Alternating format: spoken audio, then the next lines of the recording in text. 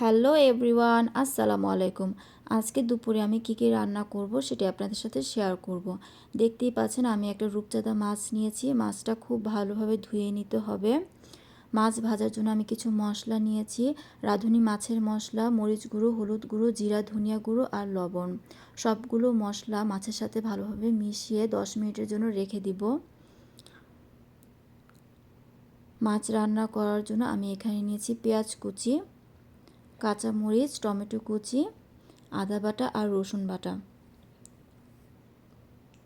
চলুন মাছগুলো ভেজে নেওয়া যাক। এদিকে বেগুন ভর্তা করার জন্য আমি কিছু বেগুন সিদ্ধ করে নিয়েছি। শুকনো মরিচ, পেঁয়াজ, কাঁচামরিচ ভেজে নিচ্ছি।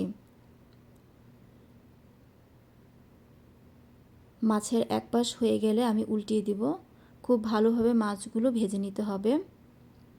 আমার মাছ ভাজা হয়ে গেছে, আমি তুলে নিলাম। একই পাত্রে পেঁয়াজ, কাঁচামরিচ ভেজে নিব। একটু ভাজা হয়ে গেলে আমি টমেটো কুচি দিয়ে নিব। একটু নেড়ে চেড়ে নিব, লবণ দিয়ে নিব, পানি অ্যাড করব। এখানে আদা বাটা রসুন বাটা দিয়ে নিচ্ছি। আর কোনো মশলা আমি ব্যবহার করব না। এখন ঝোলটা কষানোর জন্য আমি ঢাকনা দিয়ে ঢেকে নিলাম। এদিকে আমি বেগুন ভর্তাটা বানিয়ে নিচ্ছি।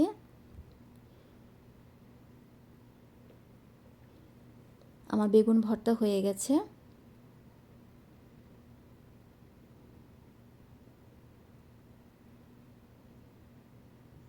এখানে আমার ঝোলটা কষানো হয়ে গেছে। এখন আমি মাছগুলো দিয়ে নিব। একটু গরম পানি অ্যাড করে নিব, আবারও ঢাকনা দিয়ে ঢেকে দিব। এই যে মাছ রান্না প্রায় হয়ে গেছে।